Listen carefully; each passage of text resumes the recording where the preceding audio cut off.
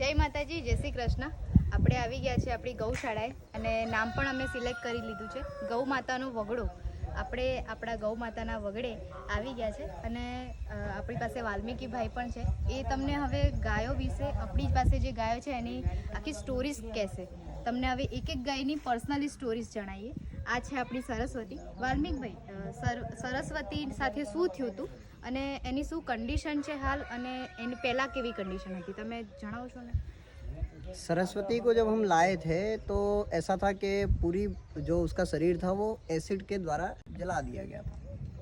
अब हमको जब इनका बारे में पता चला तो ये पता चला किसी ने क्रोध में जो है इनके ऊपर एसिड डाला है।